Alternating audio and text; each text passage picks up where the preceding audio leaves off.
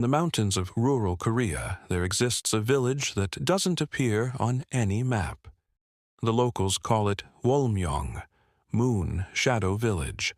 And 3 days ago, 23-year-old Park Ji-won became the chosen bride of something that should not exist. She has 72 hours to escape, or she will belong to the darkness forever. Ji-won never believed in monsters.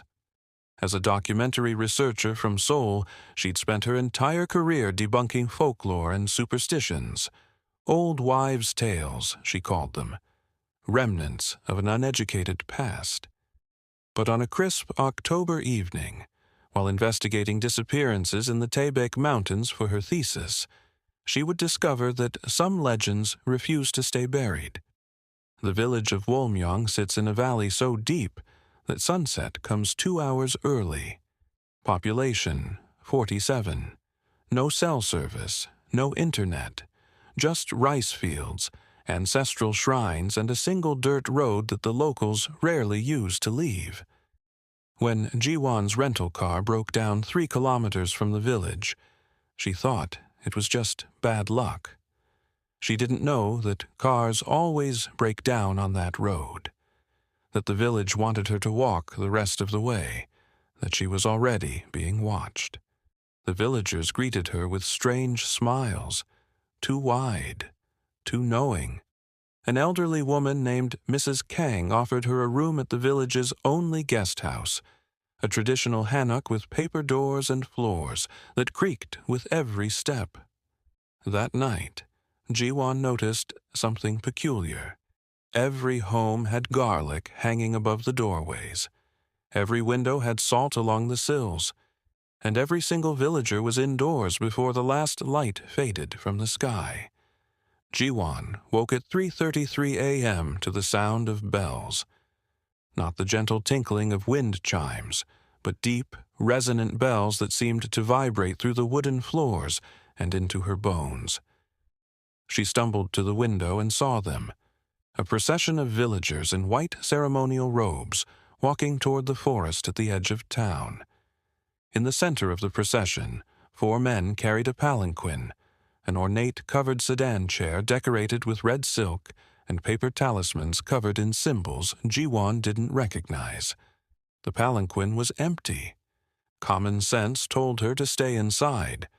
But Ji-won had never been good at listening to common sense. She grabbed her phone to record, force of habit, even though there was no signal, and followed at a distance. The procession stopped at a clearing where an ancient stone altar stood, surrounded by 7 stone pillars carved with intricate patterns. The villagers formed a circle. Mrs. Kang stepped forward, placing a wooden box on the altar. She opened it carefully, reverently. Inside was a single white silk ribbon. Then Mrs. Kang spoke, her voice carrying unnaturally far in the still night air. Immortal, Lord of the Night, Keeper of the Covenant, Protector of Wolmyong, we present this year's offering. May you find her worthy. The ribbon floated up from the box on its own, twisting in the air like a snake made of moonlight. Ji-won's breath caught. This wasn't strings or tricks. The ribbon moved with impossible grace, dancing between the stone pillars, growing longer, reaching outward. It was searching. Ji-won should have run. Instead, she stood frozen, watching through the trees as the ribbon drifted past villagers, rejecting them one by one. An old man, a middle-aged woman, a young boy. The ribbon recoiled from each, as if tasting the air around them and finding them lacking. Then it turned toward the forest, toward her hiding spot. Ji-won ran. Her feet pounded against the dirt path, her lungs burning, branches tearing at her clothes. But the ribbon was faster. It wrapped around her wrist with the gentleness of a lover's touch and the strength of iron chains. She screamed. She fought. She tried to tear it off, but it only tightened, burning cold against her skin. The villagers found her thrashing on the ground, the white ribbon now embedded in her flesh, glowing faintly with silver light. Mrs. Kang knelt beside her with an expression that might have been pity. "I'm sorry, child. You've been chosen. The Vampire King will come for you in 3 days." They carried Jiwon back to the guest house and locked her in, not with chains or ropes, but with something far more effective. The ribbon had marked her. Every time she tried to leave the village, her body seized up with pain so intense she collapsed. The invisible boundary was absolute. Mrs. Kang visited at dawn, bringing rice porridge and tea that Jiwon refused to touch. "You need to eat. You need your strength." For what? To be some monster's meal? Jiwon's voice was raw from screaming. The old woman sat down slowly, her weathered hands folded in her lap. "Not a meal, a bride. There's a difference, though I understand it doesn't comfort you." That's when Mrs. Kang told her the story. 300 years ago, a vampire lord came to these mountains, driven out of China during the Qing dynasty by vampire hunters who'd learned to harness sunlight through polished mirrors. Wounded and desperate, he'd found Wolmyong, then just a handful of starving families dying from drought and disease. He made them an offer: protection, prosperity, and long life in exchange for one thing. Every 7 years, the village would provide him with a bride, not to kill, not to feed upon, but to marry, to keep as a companion in his eternal darkness. The brides live like queens, Mrs. Kang insisted. They want for nothing: beautiful clothes, fine food, protection from all harm. Some even grow to love him. Do they have a choice? Mrs. Kang's silence was answer enough. Jiwon spent the first day in denial. This was impossible, ridiculous. She'd wake up and discover this was all some elaborate prank or a psychotic break brought on by stress. But the ribbon remained, pulsing gently with her heartbeat, a constant reminder that she was marked, claimed, owned. The second day, she got angry. Jiwon had clawed her way out of poverty through scholarships and 18-hour study sessions. She'd earned her place at Seoul National University through pure determination. She'd survived an abusive stepfather, a mother who blamed her for his anger, and a society that tried to make her small and quiet and grateful. She'd survived all of that. She wasn't about to let some supernatural parasite make her his property. If the Vampire King wanted a docile bride, he'd chosen the wrong woman. Mrs. Kang had mentioned that 7 brides had been chosen before her. Jiwon demanded to know what happened to them. The old woman hesitated, then admitted that 4 remained in the vampire's underground palace, living in luxury, but never seeing daylight again. 2 had died. 1 from illness, 1 from trying to escape and getting lost in the cursed forest that surrounded the vampire's domain. And the 7th? Li Yan. She lasted 15 years before she convinced him to let her visit the village one last time. She walked into the sunrise and burned to ash before anyone could stop her. Jiwon felt her stomach turn. She became a vampire. All brides do, eventually. It's part of the covenant. You remain human for the first year, but you drink his blood during the wedding ceremony. After that, the transformation is gradual. Some fight it, some embrace it, but in the end, every bride becomes like him, immortal, unchanging, eternal. That night, Jiwon began to plan. He came for her on the 3rd night. Jiwon had spent the day gathering everything she could find: salt, garlic, a small knife she'd stolen from the kitchen, pages torn from an old Buddhist text Mrs. Kang kept in the guest house. Amateur weapons, she knew, but weapons nonetheless. She'd braided her hair tight, worn her running shoes, and mentally mapped every possible escape route. The temperature dropped 10 degrees in an instant. Frost crept across the windows in patterns that looked almost like writing. The oil lamps flickered and died, plunging the room into darkness broken only by moonlight. Then he was there. Ji-won had expected a monster, fangs and claws and blood-red eyes. What stood before her was something far more terrifying: perfection. He appeared as a man in his early 30s, tall and lean, dressed in traditional Korean hanbok of deep black silk embroidered with silver thread. His face was beautiful, in a way that hurt to look at, like staring at the moon too long. Pale skin that seemed to glow faintly, dark eyes that held centuries of memory, black hair falling past his shoulders. But it was his presence that truly frightened her, an aura of power so intense it made her bones ache. This was an apex predator wearing a human face. Park Ji-won. His voice was soft, cultured, with an accent that belonged to another era. I am Seo Jae-shin, Lord of the Night Court. You have been chosen as my bride. Ji-won threw the salt at him. It passed through his body like he was made of smoke. He tilted his head, almost amused. I admire your spirit. My last bride screamed for 3 days straight. Quite tedious. I'm not your bride, Ji-won spat.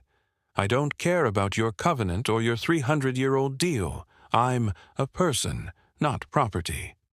Interesting. Jae-shin moved closer, and Ji-won noticed he didn't walk so much as glide, his feet barely touching the ground.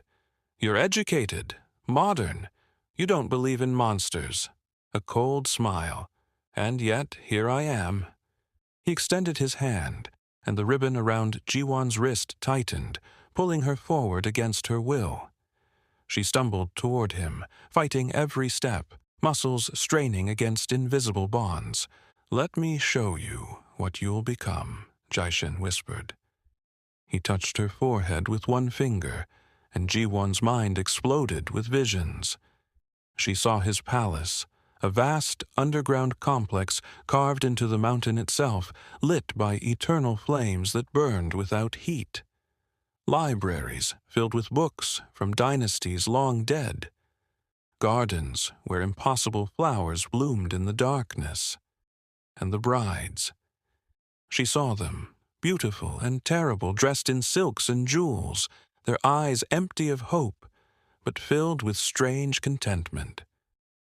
Then she saw herself, years from now, decades, a century, still young, still beautiful, sitting on a throne of black marble, watching the world above change and grow and die while she remained forever beneath the earth, forever in darkness, forever his.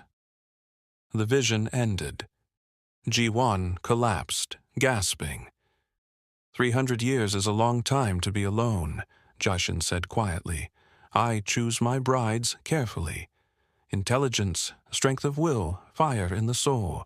You possess all of these. You will make a magnificent queen. Go to hell. I'm already there. He smiled without humor. The wedding will take place in 4 days. I'm giving you time to adjust, time to say goodbye to the sun.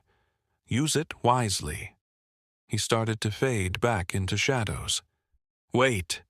Ji-won scrambled to her feet. What if I refuse? What if I fight you every day for eternity? Jae-shin paused. Then you will fight, and I will find it refreshing. His eyes gleamed. I have infinite patience, Park Ji-won.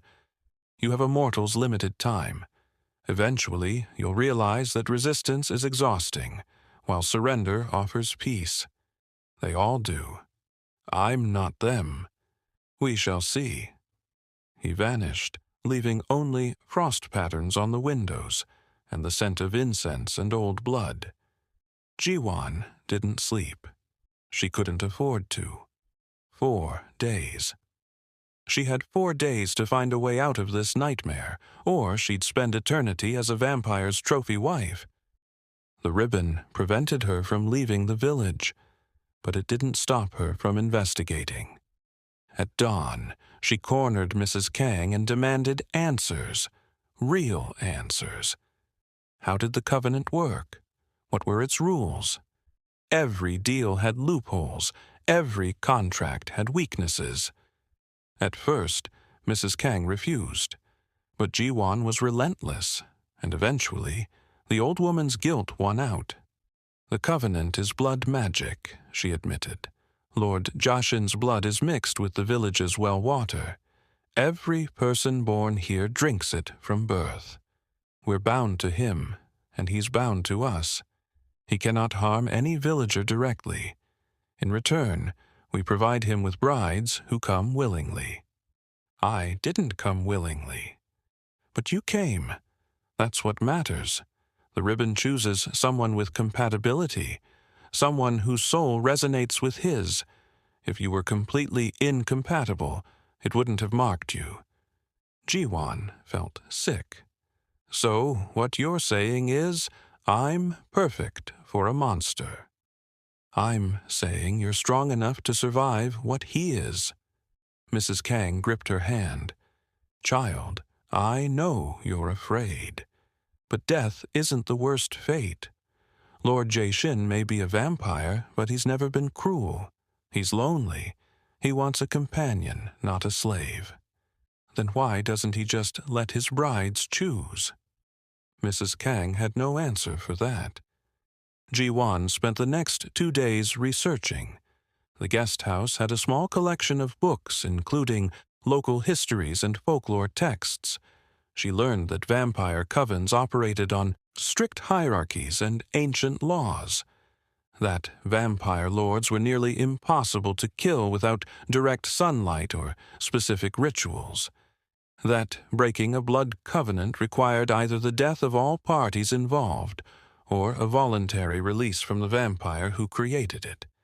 But she also learned something else, something Mrs. Kang hadn't mentioned. Buried in a collection of folk tales was a story about a vampire lord in Manchuria who'd fallen in love with a human woman. She'd asked him to release her, and he'd refused, so she'd challenged him to a bet.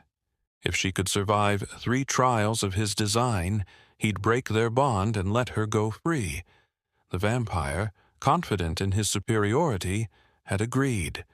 She'd won, and he'd kept his word because vampires were bound by their promises. Jiwan's heart raced. That was it. That was her way out.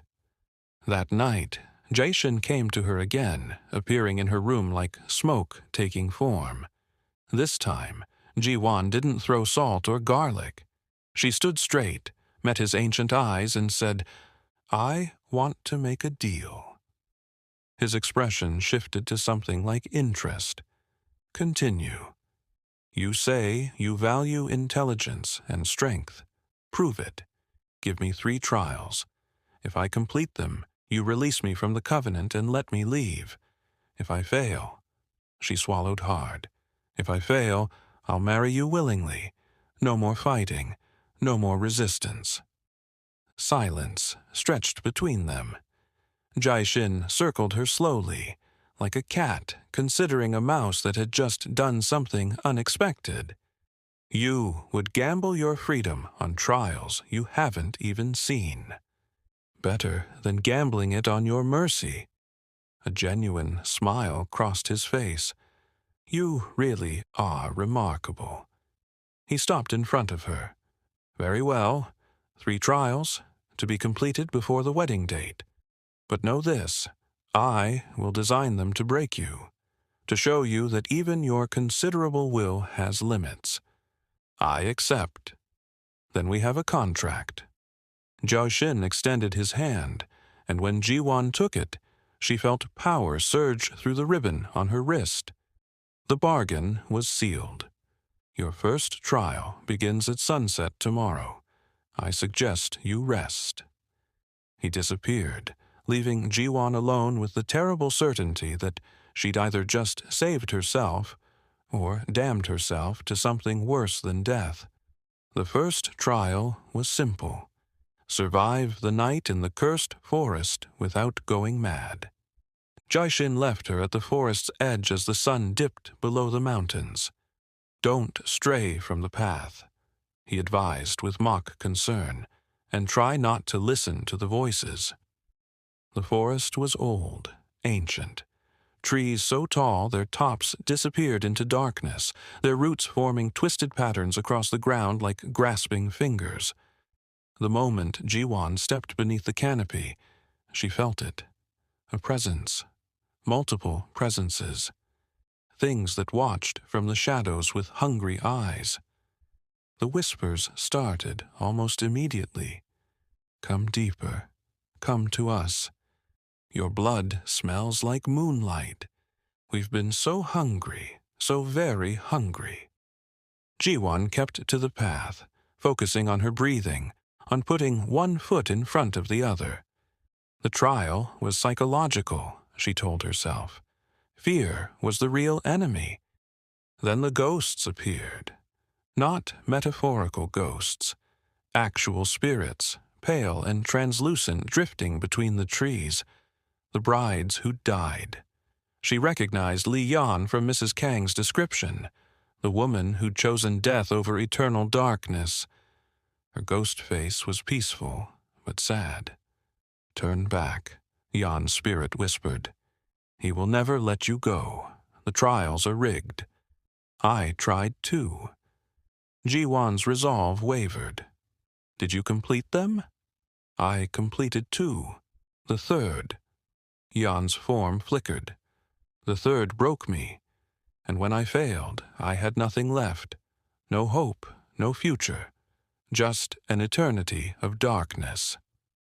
Other spirits crowded closer, all women, all former brides. They told their stories, their fears, their failures. Some had loved Jaishin, some had hated him. All had lost themselves eventually. Jiwon felt despair creeping in like cold water. Maybe they were right. Maybe escape was impossible. Maybe she should just give up now, spare herself the pain of hope. Then she remembered something her mother had once said, during one of her rare sober moments. Jiwona, you have a fire in you that the world will try to extinguish. Don't let it. She'd survived her stepfather's fists. She'd survived poverty and prejudice, and 1,000 small cruelties. She'd survived because she refused to let the world make her a victim. She wasn't about to start now. Jiwon walked forward, ignoring the ghosts, ignoring the whispers, ignoring the shadows that reached for her with clawed hands. She walked until dawn broke through the trees, and suddenly she was standing at the village edge again, covered in sweat and shaking but alive. Jaishin waited for her, leaning against a tree. For the first time she saw something like respect in his eyes. Well done. Most don't make it through the first night. What's the second trial? A dark smile. Rest first. You'll need your strength. The second trial came the next evening. Jaishin took her to his underground palace, and Jiwon finally saw what would be her prison if she failed. It was beautiful, horrifyingly beautiful. Crystal chandeliers hung from cavern ceilings. Silk tapestries covered the walls. The bride chambers were luxurious beyond imagination, and completely sealed from the outside world. Your trial, Jaishin announced, is to drink my blood. Jiwon recoiled. What? Just a taste. 3 drops on your tongue. It won't transform you. That requires much more. But it will show you what you're rejecting. The power, the immortality, the freedom from pain and age and death. His eyes gleamed. If you can drink and still want to leave, you pass this trial. It was insidious, because vampire blood was addictive, euphoric. Mrs. Kang had mentioned it in passing. One taste could make humans crave it for the rest of their lives. But refusing meant failing the trial automatically. Ji-won closed her eyes. Open them. Give it to me. Jae-shin cut his palm with a fingernail sharp as glass. Black blood welled up, shimmering with silver light. He held his hand over her mouth, and Ji-won forced herself to stay still as 3 drops fell onto her tongue. The effect was instantaneous. Pleasure, unlike anything she'd ever experienced, flooded her system. Every nerve ending lit up. Colors became more vivid. Sounds became symphony. She could hear the heartbeat of everything living in the mountain above. Sometimes, late at night, she touches her wrist where the ribbon used to be. Sometimes she dreams of silver flames and a beautiful monster who saw her strength and wanted to keep it in a cage of silk and gold. But she also dreams of sunrise, and that makes all the difference.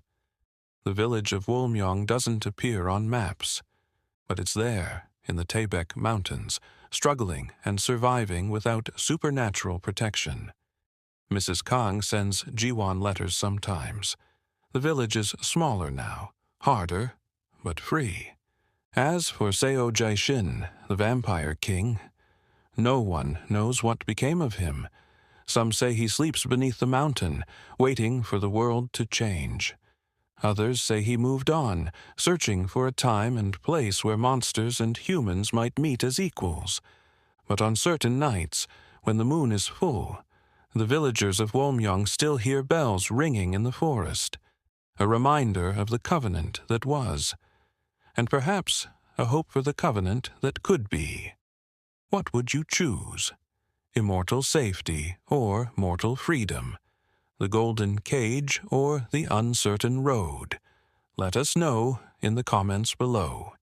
If this story made your blood run cold, subscribe for more tales. Hit that notification bell, because every week we bring you new horror stories that blur the line between folklore and reality.